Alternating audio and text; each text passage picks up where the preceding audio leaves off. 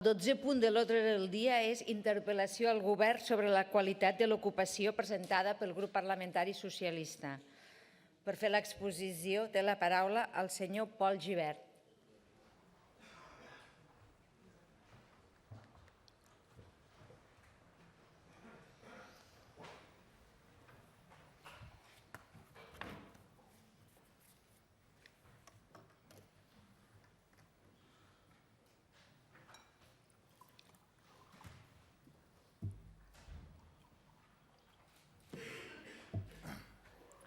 Gràcies, presidenta.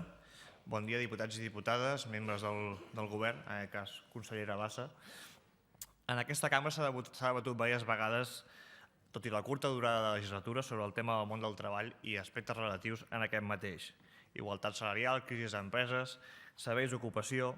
El nostre grup considera que, aprofitant que d'aquí unes setmanes el Dia Internacional de la Salut en el Treball, creiem que és un bon moment per denunciar les malmeses condicions laborals dels treballadors i posar el focus en les seves conseqüències. La destrucció d'ocupació i el deteriorament de les condicions laborals ha estat el resultat buscat per la reforma laboral del 2012, que tots coneixem. Aleshores, s'aprovaven mesures antisocials com aquesta mentre retallàvem en sanitat, educació o dependència, tant aquí com a Madrid. Tot això sembla que ara queda en el passat després de la presentació del pla de govern, on el president va fer una esmena a la totalitat d'aquestes retallades, però això és un tema que ja tractarem en un altre moment i que no compet en aquest diputat. Amb l'entrada en vigor de la reforma laboral s'ha aconseguit estendre el que és la precarietat en l'ocupació. Avui dia ens trobem amb més contractes temporals i cada cop de més curta durada. De fet, 8 de cada 9 contractes són de menys de 3 mesos. Amb més ocupació a temps parcial, i tots sabem que molts d'aquests contractes no reflecteixen ni realment la jornada laboral dels treballadors, un increment de subcontractacions molt important, més falsos autònoms i jornades laborals per sobre del màxim legal i sovint no remunerades. A més, evidentment, reducció dels salaris amb una devaluació salarial molt important al sud d'Europa. I tot això ens porta a un abús de les condicions de treball aprofitant la dramàtica situació que viuen molts ciutadans.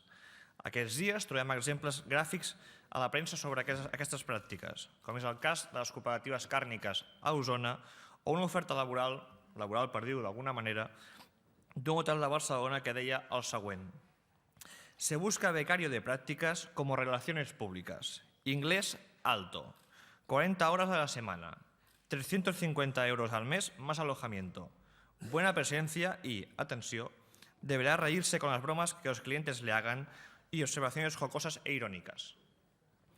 Aquest tipus d'ofertes, que poden fer certa gràcia i que poden semblar una broma, s'estan extenent, fent que l'ocupació que es crea sigui de molt baixa qualitat. En aquest context, suposa evidentment una devaluació de les condicions de seguretat i de salut en el treball, comportant un increment dels accidents laborals. La por dels treballadors i treballadores ha apagat la seva veu per defensar-se davant els abusos, posant en risc la seva pròpia salut. Les dades ens demostren que els accidents laborals han crescut a Catalunya durant l'any 2015 de manera molt preocupant. Però aquesta no és una tendència exclusiva d'aquest any, ja que els accidents venen creixent en el període 2012-2015.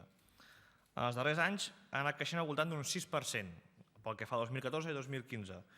Però encara és més preocupant l'evolució que han patit els accidents més greus, que durant el darrer any van augmentar quasi un 9%. Al nostre parer, aquesta situació té a veure amb la menor preocupació de les empreses en la dotació de mitjans preventius, ja siguin recursos humans o materials. Coincideix el govern amb aquest diagnòstic? I si és així, quines mesures s'han pres o es preveu prendre per tal d'evitar-ho? Però també ens trobem un altre factor que afecta a l'increment dels accidents: una menor eficàcia de les polítiques de vigilància i inspecció del Departament de Treball. És per això que volem fer aquesta interpel·lació al govern, perquè s'ha de fer més i millor per combatre una situació que afecta la salut i la vida de milers de treballadors. Sabem que han posat en marxa algunes actuacions, recentment les han anunciades, i ens agradaria tenir-ne més concreció i més detalls. A més, considerem que per dissenyar les polítiques i accions a desenvolupar en el futur seria bo comptar amb els agents socials, millorant així l'eficàcia de les actuacions. És aquesta la línia que pretén seguir el govern? Col·laborarà amb els sindicats per tal d'abordar aquesta xacra que afecta el mercat laboral? Si analitzem el context, a més trobem un element clau que fa preveure que la situació es pot agreujar. Tots som conscients que la gent contractada de manera temporal té molt més risc de patir un accident de treball.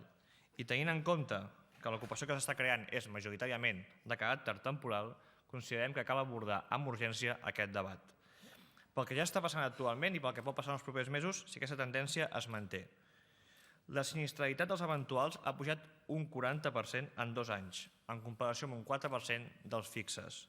Veiem clarament com la xifra d'accidents a Catalunya s'engreixa els darrers anys per la part més fràgil, els treballadors en una situació precària. I és que tenim un mercat laboral en contractes tan curts, que molts cops són de dies o de setmanes. I el primer que s'obvia en aquests contractes i en la feina que desenvolupen és la formació en riscos laborals. Així doncs, ens enfrontem a una fórmula infal·lible: més temporalitat, més accidents i més greus. A més, segons algunes fonts sindicals, les dades reals d'accidents podrien ser més altes perquè hi ha una infradeclaració de les mateixes. Molts empresaris no volen declarar aquests accidents per por a denúncies i els treballadors tampoc ho fan per por a perdre la feina, com és evident.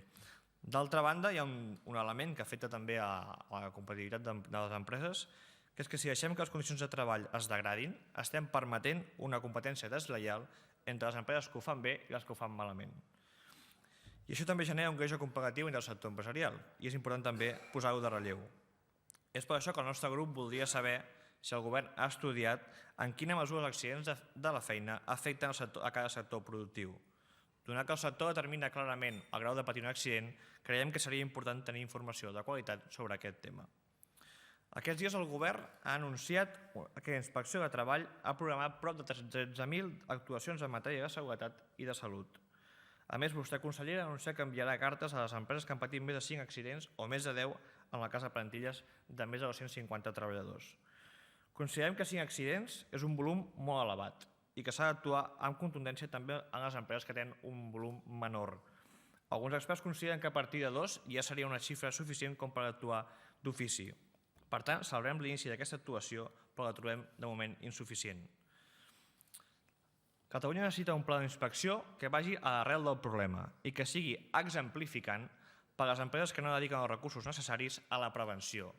Necessitem actuar amb contundència contra la vulneració de drets laborals, sobretot quan posem en perill la vida dels treballadors. Gràcies, presidenta. Moltes gràcies, diputat. A continuació té la paraula